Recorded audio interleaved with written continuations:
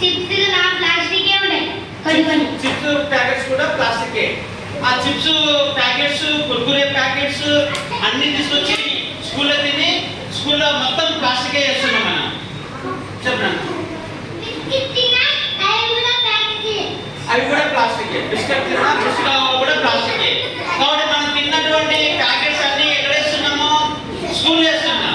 ఏమేస్తున్నాయి చెప్పండి? ఎక్కడ చూసినా ప్లాస్టికే, ఎక్కడ చూసినా ప్లాస్టిక్. మరి ప్లాస్టిక్ వల్ల మనకు లాభమో నష్టమా? నష్టమేమో. నష్టాలు చెప్పండి. ప్లాస్టిక్ వల్ల నష్టాలు ఏంటి చెప్పండి? ప్లాస్టిక్ వల్ల నష్టాలు ఏంటి? పట్టుకోండి. ప్లాస్టిక్ వల్ల నష్టాలు ఏంటి చెప్పండి? రోగాలు వస్తాయి. Very good. ఇంకేం వస్తాయి?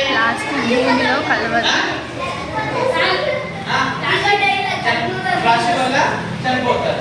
ఓకే, ఇంకా ఇక్కడ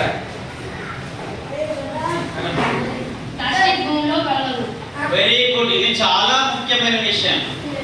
ప్లాస్టిక్ భూమిలో కలవదు. ప్లాస్టిక్ భూమిలో ఇప్పుడు చూడండి, ఈ పేపర్ ఉంది ఫర్ ఎగ్జాంపుల్. ఈ పేపర్ ను మనం నేలలో ఇస్తే కొన్ని రోజులకు భూమిలో ఇది కరిగిపోతుందా కరిగిపోదా?